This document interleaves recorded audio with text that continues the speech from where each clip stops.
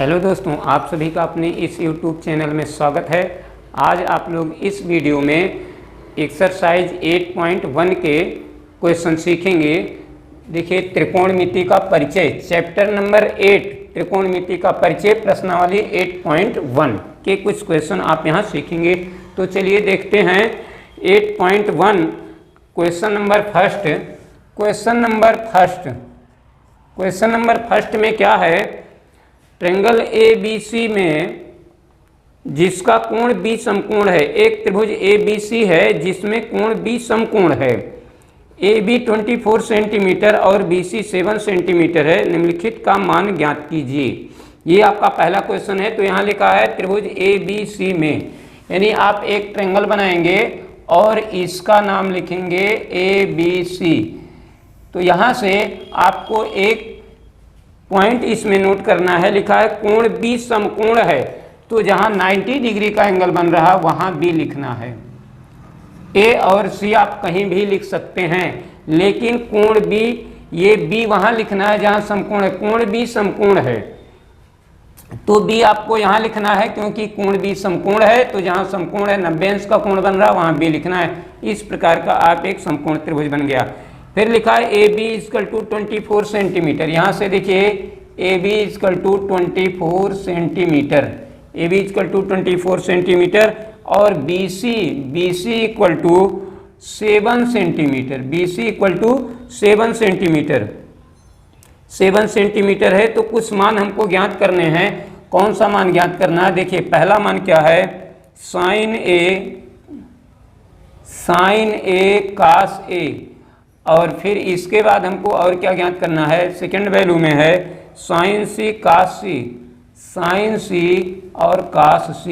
ये वैल्यू हमको फाइंड करने हैं। तो देखिए, अब ये वैल्यू कैसे आएंगे? यहाँ से AB का मान 24 है, तो AB पर हमको क्या लिखना है? देखिए, AB 24, तो यहाँ लिखना है 24 सेंटीमीटर। और फिर BC 7 सेंटीमीटर है, BC 7 सेंटीमीटर। अब यहाँ से देख रहे हैं कि दो वैल्यू तो दिया है। राइट ट्रायंगल के दो साइड पता है, एक साइड नहीं पता, हाइपोटेनियस यानी कर्ण नहीं पता है। तो हम क्या करेंगे? इस ट्रायंगल से पाइथागोरस प्रमेय लगा लेंगे। तो यहाँ हमको लिखना है पाइथागोरस प्रमेय से, पाइथागोरस प्रमेय से क्या करना है? AC square = AB square plus BC square, AB square plus BC square, ये पाइथागोरस प्रमेय है। इस फार्मूले से हमको ये वैल्यू निकाल लेना है। AC स्क्वायर नहीं दिया है, तो AC का मान नहीं दिया है, तो यहाँ हमको AC लिखना है।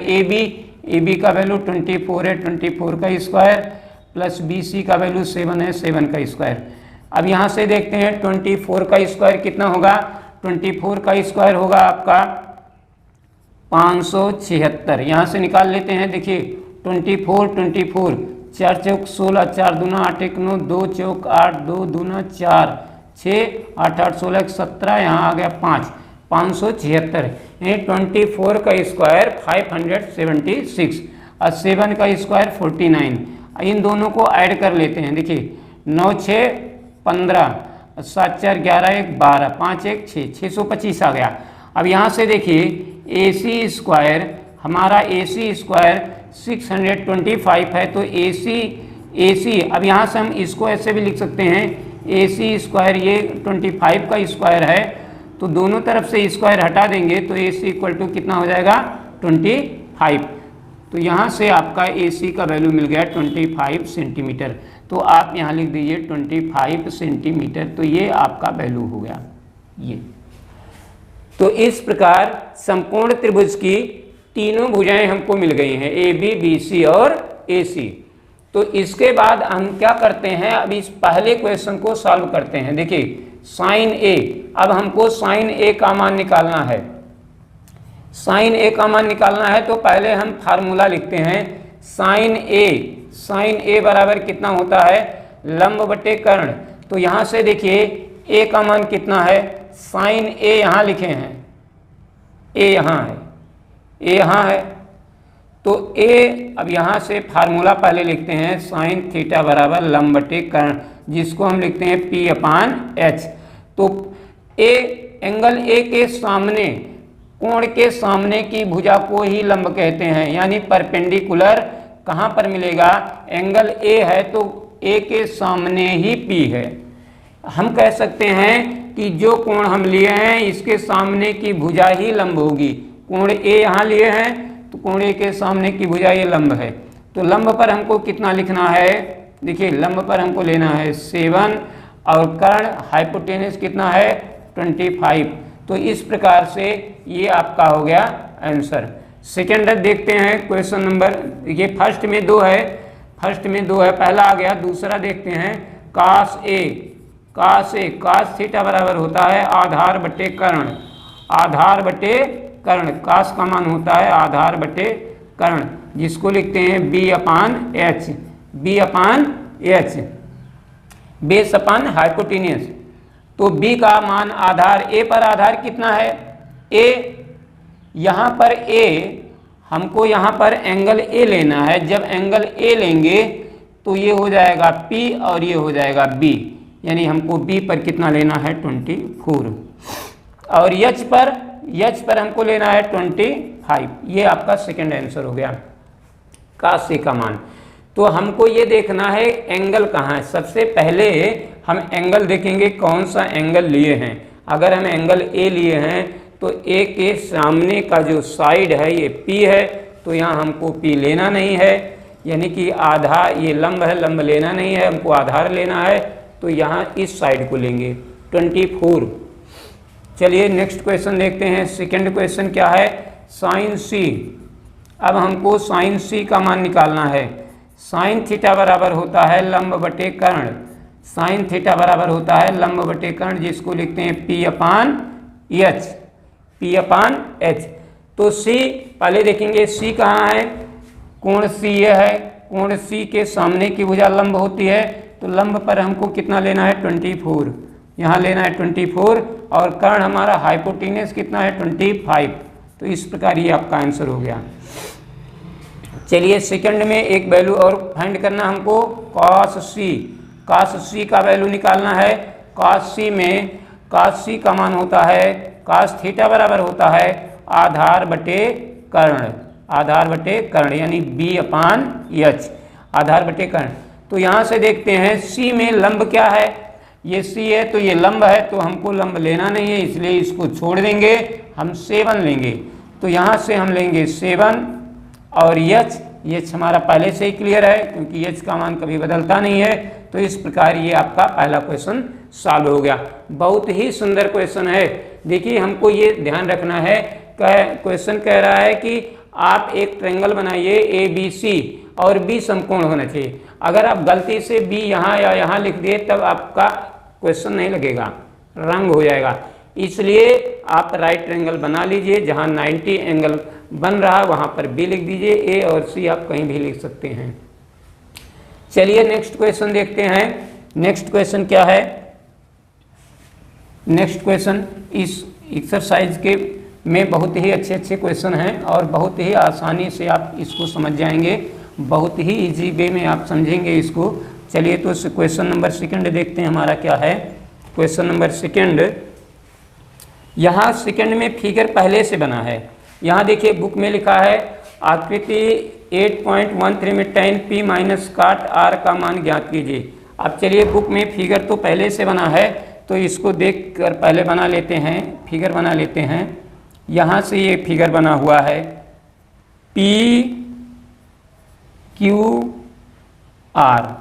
PQR, जिसमें ये 13 सेंटीमीटर है और यहाँ दिया है 12 सेंटीमीटर। दो साइड दिया है और एक साइड नहीं दिया है। PQR, अब इसमें हमको क्या फाइंड करना है, tan P माइनस काट R। क्वेश्चन में हमको फाइंड करना है tan P माइनस काट R, ये वैल्यू हमको फाइंड करना है, इस वैल्यू का मान बताना है tan P माइनस काट R। तो हम क्या करते हैं, पहले यहाँ से एक वैल्यू नहीं दिया गया है, इस वैल्यू को निकाल लेते हैं। यहाँ से इस वैल्यू को निकाल लेते हैं तो पाइथागोरस प्रमेय लगा देंगे। यहाँ लिखेंगे पाइथागोरस प्रमेय से, पाइथागोरस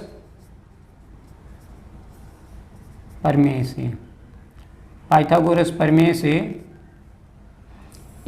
हम वैल्यू निकालेंगे। क्या लिखेंगे?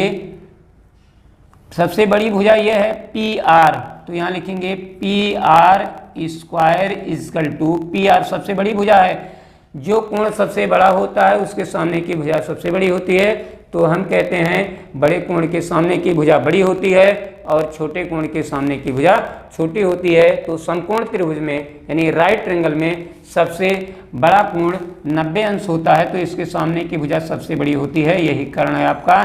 तो देखिए पी आर सबसे बड़ी भुजा है तो पी आर स्क्वायर यहाँ लिखना है, और पी क्यू का स्क्वायर और क्यू आर का स्क्वायर ये हो गया, यानी कर्ण का वर्ग बराबर लंब का वर्ग प्लस आधार का वर्ग, यानी हाइपोटेनियस, इसको ऐसे लिख सकते हैं हाइपोटेनियस का square equal to P square plus B square.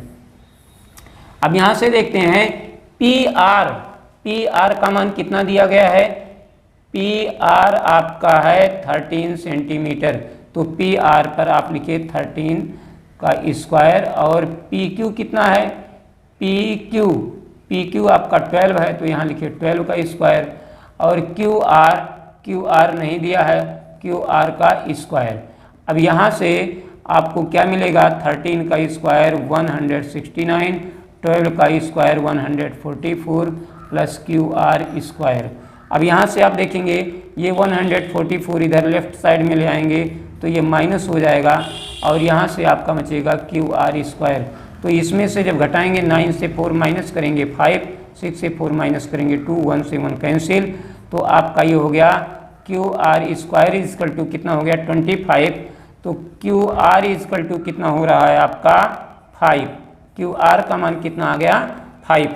तो इस प्रकार से आपका क्यू आर का मान 5 आ गया, यानी अगर इसका वैल्यू आप निकालेंगे तो यहाँ आपको क्या मिलेगा? 5। तो क्यू आर का वैल्यू आ गया 5। अब यहाँ से ये वैल्यू हम भरते हैं, तो यहाँ से देखते हैं इस वैल्यू को, इसका मान ज्ञात करना है, मान ज्ञात करो। तो यहाँ से अब देखिए tan p माइनस काट r, ये वैल्यू हमको निकालना है tan p। यहाँ से देखिए tan p है, पहले tan p का सूत्र लिखते हैं, tan थीटा बराबर होता है लंब बटे आधार, और काट थीटा बराबर होता है आधार बटे लंब, काट थीटा बराबर होता है आधार बटे लंब। तो tan p का मान होगा लंब बटे आधार, तो हमको लेना है लंब कितना लेना है? यहाँ से देखिए tan p ये है, तो कोण के सामने की भुजा लंब होती है, तो यहाँ आपको लेना है 5, और आधार कितना लेना है? अगर ये लंब हो गया तो आधार आपका 12 हो गया, तो यहाँ से आपको लेना है 12, यानी इसको लंब को क्या लिख सकते हैं? p अपान b, और इसको b अपान p। अब यहाँ से देखिए आधार आपका कितना है? काट r लेना है। अब यहाँ से एंगल चेंज हो गया, तो ध्यान से देखिए ये एंगल P था, यहाँ एंगल R है, तो R के सामने का जो साइड होता है वो है लंब, यानी ये है P। तो लंब यहाँ हमको लेना नहीं है, R के सामने की भुजा ये लंब है, और यहाँ लंब है नहीं, लंब लेना नहीं है, तो इसको छोड़ दीजिए, लंब इसको ले लीजिए। जब ये लंब है तो ये आधार है, कोण के सामने की भुजा ये लंब है, और लंब यहाँ लेना नहीं है, लंब यहाँ वैल्यू लिखना नहीं है, तो कोण के सामने की भुजा ये लंब है, तो इसको छोड़ दीजिए, इसको आधार ले लीजिए। ये लंब है तो ये आधार है, तो आधार पर हो गया 5, आधार पर 5 हो गया, तो लंब पर कितना होगा? 12। देखिए लंब पर हमको कितना लेना है? 12, आधार पर कितना लेना है? 5। तो यहाँ से हमारा ये वैल्यू 5/12 माइनस 5/12 इक्वल टू कितना हो जाएगा? 0। तो इस प्रकार ये आपका आंसर आ गया 0। अब ये देखिए ये आपका क्वेश्चन नंबर 2 कंप्लीट हो गया। क्वेश्चन नंबर 2, चलिए क्वेश्चन नंबर 3 देखते हैं क्या है। क्वेश्चन नंबर 3, ये आपका क्वेश्चन नंबर 2 बहुत ही इजी था। क्वेश्चन नंबर 3 देखिए इससे भी अच्छा क्वेश्चन है। क्वेश्चन नंबर 3 क्वेश्चन नंबर 3 में, क्वेश्चन नंबर 3 तो आपका बहुत छोटा क्वेश्चन है। Sine A equal to 3/4, sine A equal to 3/4 लिखा है। यदि साइन ए इजकल टू 3/4 हो तो कास ए और टेन ए का मान बताइए। कास ए और टेन ए, ये दो वैल्यू हमको फाइंड करना है। साइन ए का मान दिया गया है। अब देखिए बहुत ही सुंदर क्वेश्चन है। लिखा है यदि साइन ए का मान 3/4 हो तो कास ए और टेन ए का मान आप फाइंड कीजिए। तो आप क्या करेंगे, साइन ए का मान दिया गया है तो हम एक ट्रायंगल बनाते हैं। यहाँ एक ट्रायंगल बनाते हैं, यहाँ लिखते हैं ए बी सी, तो ये आपका एक ट्रायंगल बन गया। और साइन ए का मान दिया गया है तो यहाँ से आप देखिए साइन ए, साइन थीटा बराबर होता है लंब बटे कर्ण। लंब को लिखते हैं P/H। अब यहाँ से देखिए साइन थीटा बराबर, और इसका वैल्यू दिया है कितना, लंब पर 3, तो यानी यहाँ 3 है और यहाँ आपका है 4। तो लंब पर हमारा कितना है 3, तो लंब पर हम कितना लेंगे, देखिए ए पर कितना है, यानी लंब पर हम लिखेंगे लंब पर कितना है 3 और कर्ण पर कितना है 4। तो लंब पर 3 लेना है, कोण ए लेना है, कोण ए के सामने की भुजा लंब होती है। यहाँ कोण देखना है, कोण कहाँ है, ये है, कोण के सामने की भुजा लंब होती है, लंब कितना है 3 लेना है। यहाँ देखिए कर्ण कितना है 4, तो यहाँ कितना लेना है 4। ये आपका हो गया। अब इसके बाद एक साइड नहीं दिया गया है, इसको हम पाइथागोरस प्रमेय से निकाल लेंगे। इसको हम पाइथागोरस प्रमेय से निकाल लेंगे। पाइथागोरस प्रमेय से हम क्या निकालेंगे, पाइथागोरस प्रमेय से पहले लिखते हैं, देखिए कौन सी भुजा सबसे बड़ी है, AC भुजा सबसे बड़ी है तो यही कर्ण है, तो ये यहाँ रहेगा AC स्क्वायर। इसको ऐसे लिख सकते हैं, देखिए सबसे बड़ी भुजा AC है तो ये फार्मूला ये इस प्रकार आपका होता है H स्क्वायर बराबर B square plus P square. तो ऐसे हमको लिखना है AC square equal to AB square कितना है, AB square plus BC square. तो यहाँ से जो जो वैल्यू दिया गया है, देखिए एक साइड का स्क्वायर यहाँ लिखना है, बाकी AB स्क्वायर BC स्क्वायर इधर लिखना है, क्योंकि पाइथागोरस प्रमेय है किसी समकोण त्रिभुज में कर्ण पर बना वर्ग शेष दो भुजाओं पर बने वर्गों के योग के बराबर होता है। तो कर्ण यह है, कर्ण पर बना वर्ग यानी कर्ण का स्क्वायर से दो भुजाओं के स्क्वायर के योग के बराबर होता है। तो AB का तो वैल्यू ही नहीं दिया है तो हम AB स्क्वायर लिखेंगे। BC का वैल्यू 3 है, 3 का स्क्वायर, AC का वैल्यू 4 है तो 4 का स्क्वायर। सबसे पहले हम फार्मूला लिख लेंगे, इसके बाद जो जो वैल्यू दिया है उसके स्थान पर पुट कर देंगे, उसके स्थान पर वैल्यू रख देंगे। अब यहाँ से देखिए 4 का square 16 minus AB equal to AB square plus 3 का स्क्वायर 9 को यहाँ ले आएंगे लेफ्ट में, तो ये आपका हो जाएगा 16 minus 9 equal to AB square. तो यहाँ से 16 से 9 अगर हम माइनस कर देते हैं तो हमारा कितना आएगा 7। तो AB स्क्वायर इक्वल टू 7, तो AB इक्वल टू कितना आएगा, AB इक्वल टू आएगा √7। AB इक्वल टू आपका आएगा √7। AB का मान आपका आ गया √7। तो यहाँ हम लिखते हैं √7, यहाँ से वैल्यू आ गया √7। अब तीनों साइड हमको मिल गया है, तीनों साइड मिल गए हैं। अब ये वैल्यू हमको निकालना है कास A। अब देखिए कास A का वैल्यू कैसे निकालेंगे, कास A का पहले फार्मूला लिखते हैं, कास थीटा बराबर होता है आधार बटे कर्ण। कास थीटा बराबर होता है आधार बटे कर्ण यानी B/H। तो B/H, तो यहाँ से देखिए आधार, पहले कोण देखना है, कोण A कहाँ है, कोण A यहाँ है, तो ये लंब हो गया, आधार ये आपका हो गया √7 आधार हो गया। कर्ण आपका हाइपोटेन्यूस कितना है 4, तो ये आपका हो गया आंसर। आधार बटे कर्ण बी अपान एच, बेस अपान हाइपोटेनियस। तो आधार आपका देखिए ए लेना है तो ये लंब है, ये पी है, तो इसको छोड़ दीजिए तो बी यही बचा, बेस यही बचा, तो यही लेना है।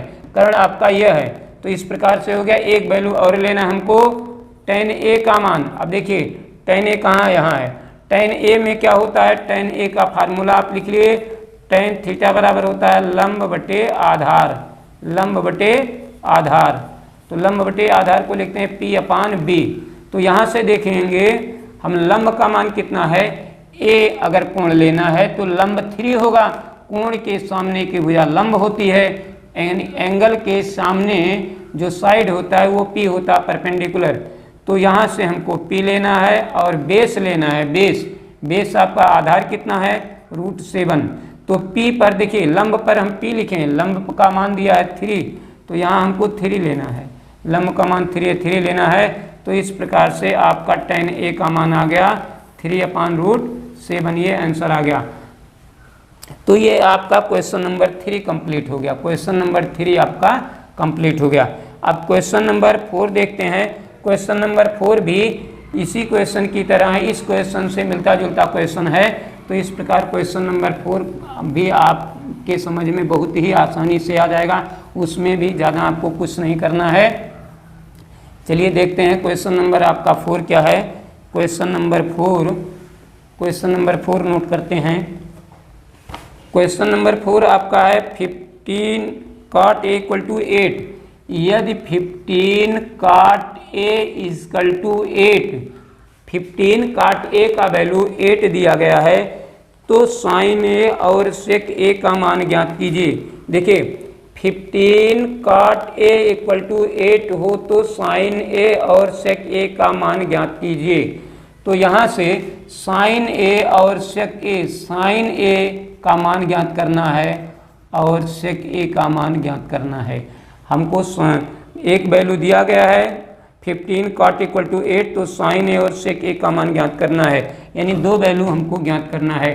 तो पहले इस 15 को यहाँ से हम हटा देंगे, इस 15 को यहाँ नीचे लाएंगे, यानी ये cot A = हो जाएगा, 15 आ जाएगा यहाँ 8/15, ये वैल्यू मिल जाएगा। ये वैल्यू मिलने के बाद आपको इसका सूत्र लिखना है, cot A का सूत्र लिख देना है। बिल्कुल जैसे क्वेश्चन समझे सेम उसी प्रकार ये भी है। cot A का सूत्र लिख देना है आधार बटे लंब। cot A का सूत्र होता है base B/P, base upon perpendicular. तो cot A B/P हो गया, आधार बटे लंब हो गया, आधार बटे लंब है। अब यहाँ से हम एक ट्रेंगल बना लेते हैं, यहाँ से एक ट्रेंगल बना लेते हैं और यहाँ पर हम लिखते हैं ABC। अब देखिए A आधार पर कितना दिख रहा है, 8, तो हमारा आधार 8 है, ये आधार है, तो यहाँ लिख दिए 8। और यहाँ लंब पर कितना लिखा है 15, तो यहाँ लिख दिए 15, ये हो गया।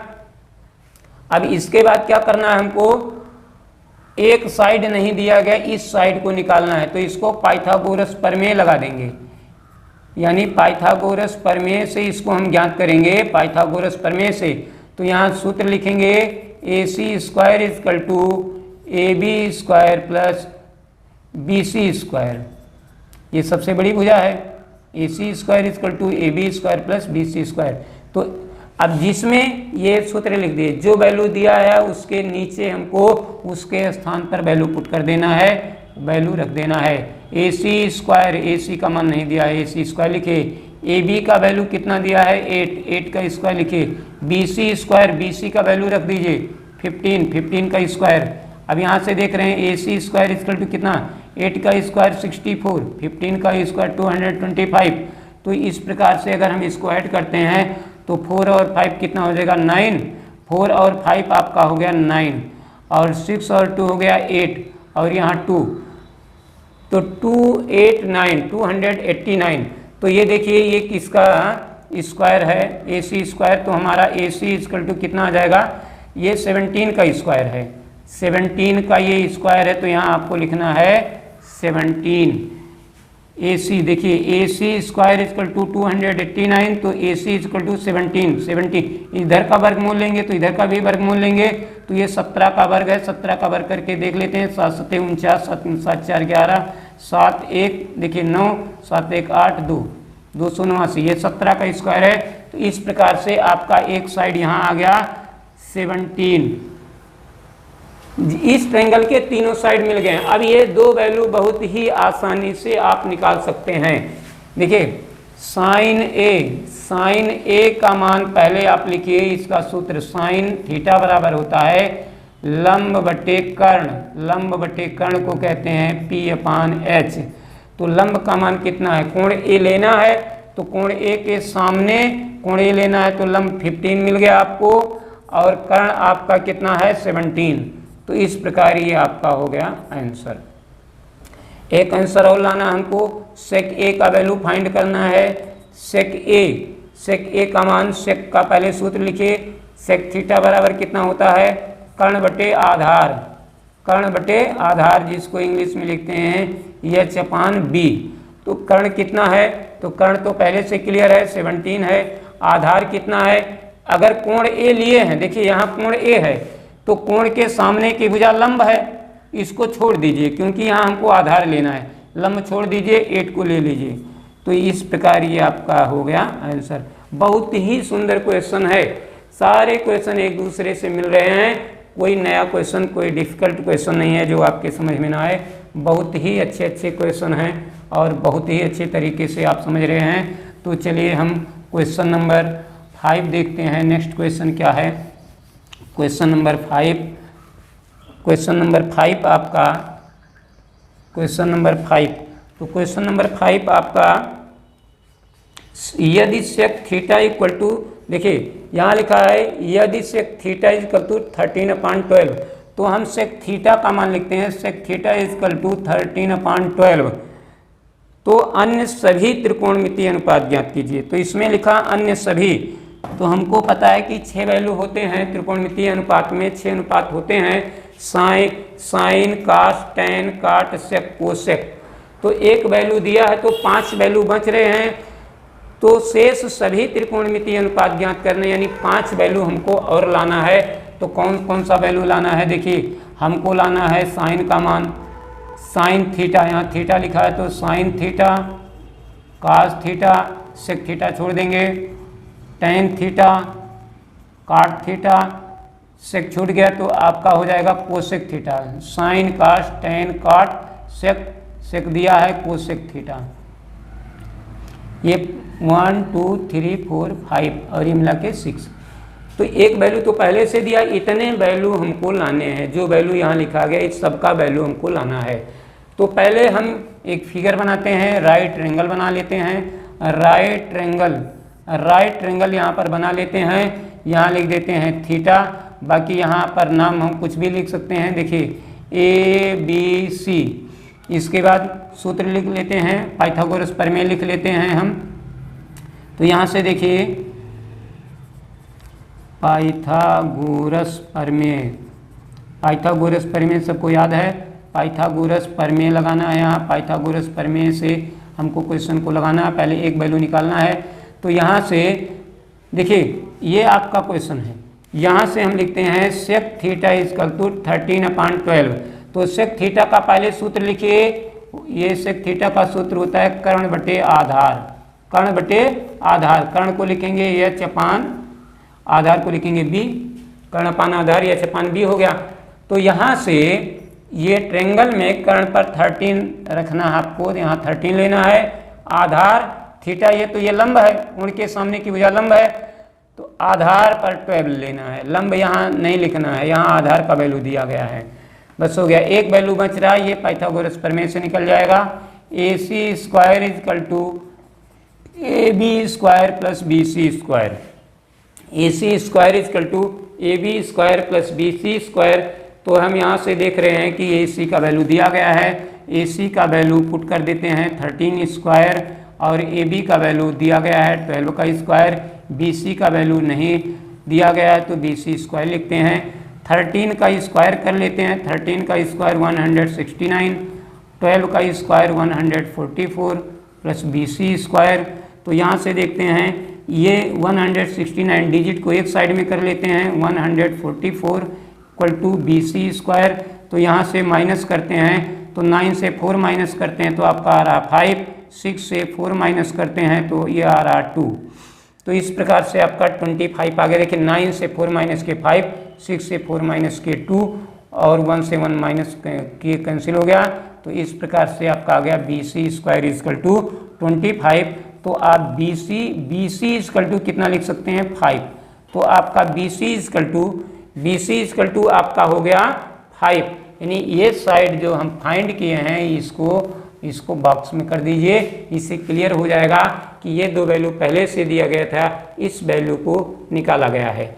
अब इसके बाद हम 1 बाई 1 सबका वैल्यू आसानी से निकाल सकते हैं। तो यहाँ से देखिए साइन थीटा का सूत्र क्या होता है, लंब बटे कर्ण। साइन थीटा का सूत्र होता है लंब बटे कर्ण यानी P/H। तो थीटा में ये देखिए ये P है और ये B है और ये H है। तो थीटा में अब देखिए कोण के सामने की भुजा लंब होती है, कोण के सामने की भुजा लंब होती है। तो यहाँ थीटा है तो लंब, ये थीटा है तो लंब यही है। अब कर्ण तो क्लियर है, 90 अंश के सामने की भुजा कर्ण होती है, सबसे बड़ी भुजा कर्ण है। तो कर्ण 13 लिखना है। इस प्रकार से ये आपका आंसर आ गया। चलिए दूसरा देखते हैं कॉस थीटा। कॉस थीटा का वैल्यू होता है आधार बटे कर्ण। कॉस थीटा आधार बटे कर्ण यानी B/H। तो थीटा में आधार, देखिए कोण थीटा लेना है, थीटा यही कोण लेना है। तो ये लंब हो गया तो आधार आपका 12 हो गया, तो आपको यहाँ 12 लेना है। और यस का वैल्यू आपको पता है, यस का वैल्यू 13 हो गया। तो इस प्रकार इसका आंसर आ गया। चलिए अब नेक्स्ट क्वेश्चन देखते हैं tan थीटा। tan थीटा का सूत्र होता है लंब बटे आधार। tan थीटा का सूत्र होता है लंब बटे आधार। इस लंब को इंग्लिश में P परपेंडिकुलर, आधार को B यानी बेस लिखते हैं। अब यहाँ थीटा का लंब कितना है, लंब पर 5 है और B पर बेस आपका 12 है। तो ये इस प्रकार से ये भी आंसर निकल आया। चलिए नेक्स्ट क्वेश्चन देखते हैं कोसेक थीटा। कोसेक थीटा का सूत्र लिख लीजिए, ये भी एकदम बिल्कुल आसानी से आ जाएगा। कोसेक थीटा का सूत्र होता है कर्ण बटे लंब। तो ये वैल्यू आपको याद होना चाहिए, कोसेक थीटा कर्ण बटे लंब। तो यहाँ से देखिए कर्ण बटे लंब हो गया और कर्ण यहाँ कितना है 13, कर्ण है 13 और लंब आपका कितना है थीटा है, तो लंब यही रहेगा। जब कोण थीटा है तो थीटा के सामने की भुजा लंब। तो ये आपका हो गया आंसर। तो इस प्रकार से आपके 5 क्वेश्चन कंप्लीट हो गए हैं। तो चलिए नेक्स्ट क्वेश्चन देखते हैं। ये वैल्यू आप आसानी से याद कर सकते हैं। इससे पहले वीडियो जो बना हुआ है उसमें ये सब याद करने के बहुत ही आसान तरीके बताए गए हैं कैसे आपको याद करना है। तो चलिए नेक्स्ट क्वेश्चन देखते हैं। देखिए इसमें इससे पहले जो आपको बताया गया था ऐसे sine theta, cos theta, tan theta, cot theta, sine cos tan cot, sec theta और कोसेक थीटा। अब यहाँ से हम देखते हैं कि हम अगर 3 वैल्यू याद कर लेते हैं तो बाकी वैल्यू को चेंज करके निकाल सकते हैं। ये और ये इसके साथ, ये इसके साथ लेना है। तो साइन थीटा का मान देखिए होता है लंब बटे कर्ण। साइन थीटा का मान होता है लंब बटे कर्ण यानी P/H। कॉस थीटा का मान होता है आधार बटे कर्ण, यहाँ से आधार बटे कर्ण होता है तो ये आपका हो गया B/H। और tan थीटा होता है लंब बटे आधार, इसको लिखते हैं P/B। और यहाँ से काट थीटा का सूत्र होता है आधार बटे लंब, इसको लिखते हैं B/P। और सेक थीटा आपका होता है कर्ण बटे आधार, तो इसको लिखते हैं H/B। कोसेक थीटा होता है आपका कर्ण बटे लंब, इसको लिखते हैं H/P। अब देखिए अगर इस वैल्यू को आप पलट देते हैं तो ये वैल्यू मिल जाएगा। देखिए लंब बटे कर्ण है, कर्ण बटे लंब है, P/H है H/P, यानी एक सिंगल वैल्यू याद है तो इसको आप चेंज कर दीजिए, इस वैल्यू को पलट दीजिए, यानी जो हर है वो अंश, अंश को हर, यानी जो डिनोमिनेटर है वो ऊपर जाएगा और जो न्यूमरेटर है वो नीचे आएगा, इस वैल्यू को आप चेंज कर दीजिए। ऐसे यहाँ देखिए काश का आधार बटे कर्ण है, कर्ण बटे आधार, tan का लंब बटे आधार, आधार बटे लंब, यानी 3 वैल्यू अगर हमको याद हो तो ये 3 वैल्यू आसानी से हम निकाल सकते हैं वैल्यू को चेंज करके। तो आसानी से आप इसको निकाल सकते हैं, जिसमें 1-2 वीडियो में इस वैल्यू को याद करने का और अच्छा मेथड बताया गया है। चलिए तो हम क्वेश्चन नंबर 6 देखते हैं। क्वेश्चन नंबर 6 क्या है आपका? क्वेश्चन नंबर 6 आपका बहुत ही अच्छा क्वेश्चन है। कोण ए और बी, कोण ए और कोण बी न्यून कोण है। कोण ए और कोण बी एक्यूट एंगल है, कोण बी न्यून कोण है, न्यून कोण है। कोण ए और कोण बी एक्यूट एंगल हैं, जो 0 से बड़ा 90 और 90 से छोटा होता है एक्यूट एंगल होता है, न्यून कोण है। जहाँ पर कास ए कास बी दिया गया है, कास ए, जहाँ कास ए इक्वल टू कास बी, ये 2 वैल्यू बराबर दिया गया है, कास ए कास बी के बराबर है, तो दिखाइए कि ए इक्वल टू बी, कोण ए इक्वल टू बी। तो यहाँ क्वेश्चन कह रहा है तो आप दिखाइए कि कोण ए, तो दिखाइए कोण ए इक्वल टू कोण बी, कोण ए कोण बी के बराबर कैसे है। बहुत ही सुंदर क्वेश्चन है, तो चलिए इस क्वेश्चन को देखते हैं। बहुत ही अच्छा क्वेश्चन है। तो इसके लिए हम क्या करते हैं, एक ट्रायंगल बना लेते हैं।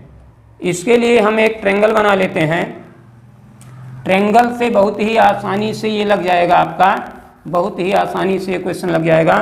तो यहाँ से देखते हैं, एक ट्रायंगल बना लेते हैं। एक यहाँ हम ट्रायंगल बना लिए और यहाँ से कोई भी नाम डाल देते हैं, ए और बी।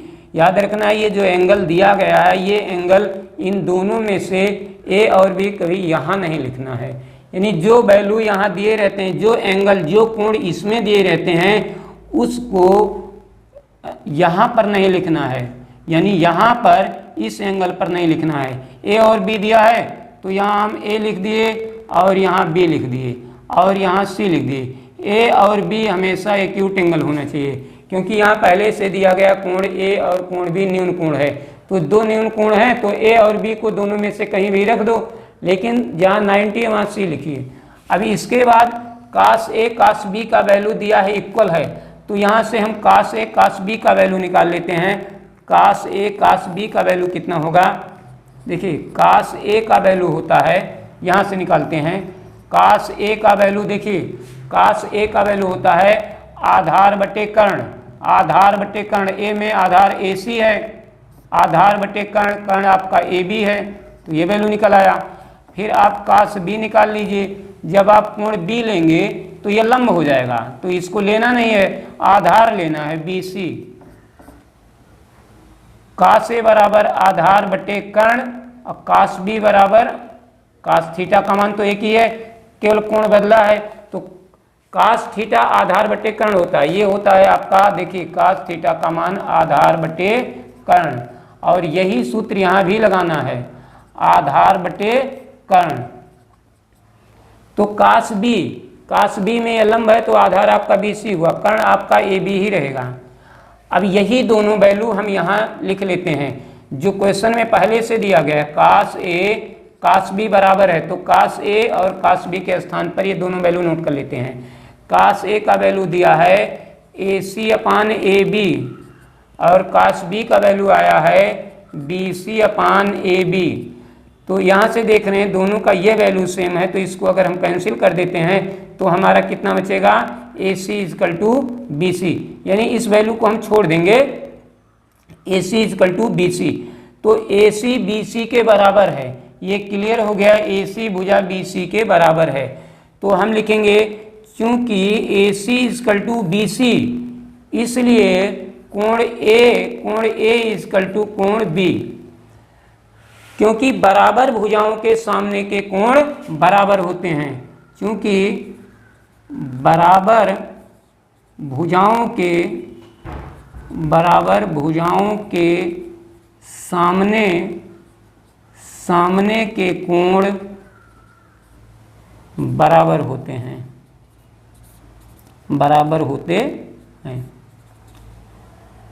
भुजाएं बराबर तो कोण बराबर। ऐसे देखिए कोई ट्रायंगल है, तीनों भुजाएं बराबर हैं तो तीनों कोण बराबर होंगे, 60-60 के होंगे। अगर दो भुजा बराबर है तो दो कोण बराबर होंगे। तो इसकी दो भुजाएं बराबर हैं, तो समकोण त्रिभुज में कभी तीनों भुजाएं बराबर नहीं हो सकती हैं, क्योंकि जो कर्ण है वो सबसे बड़ी भुजा रहेगी। एक समकोण त्रिभुज में एक 90 अंश का कोण होता है, बाकी दो कोण न्यून कोण होते हैं।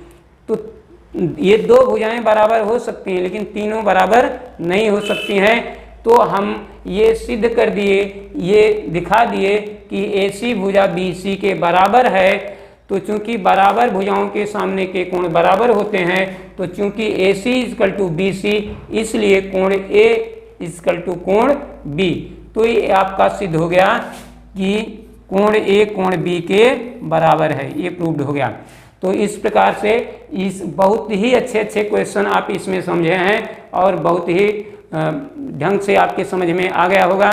तो अगर आपको वीडियो अच्छा लगा हो तो वीडियो को लाइक, शेयर, सब्सक्राइब और कमेंट कीजिए। खुश रहिए, मस्त रहिए, व्यस्त रहिए।